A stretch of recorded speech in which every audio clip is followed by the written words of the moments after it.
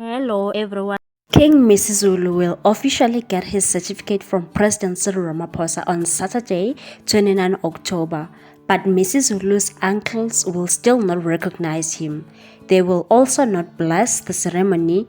The late King Zwelithini's brothers, Prince Mbonisi Zulu, Prince Vulindlela Zulu, and Prince Matuba Zulu, who are culturally now fathers to Misizulu, said at a media briefing in Durban on Thursday they won't attend the event as protocols were not followed. Well, that's very disappointing. Mbonisi said they don't hate King Misizulu, but he has been used by politicians and they are turning him into their enemy. The president should hold the certificate and the family will sit down and nominate the rightful king. King Zwelithini had many sons. The president assigned the mediation committee, but he rushed to recognize Misizulu. Prince Vulindlela said they felt undermined and they don't have powers to stop the event on Saturday, but it will be meaningless.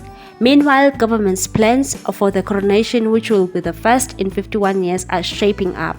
The handover of the certificate will take place tomorrow at the Moses Mabhida Stadium in Durban. The KwaZulu-Natal Premier Nomusa Dube Ncube said the occasion is themed Liphumile Ilanga KwaZulu, meaning the sun has risen on the Zulu nation. This will include amabutho, omama besiphithiphithi, izintombi, and ordinary people. Dube also said some of the confirmed foreign dignitaries are King Mswati from Eswatini, King Gungonyane from the Gaza province in Mozambique, and former Botswana President Ian Khama. Well, kuthiwa ayingenwa eyasebukhosini. What's your take on this drama situation, people? Thanks for watching. Please subscribe for more news.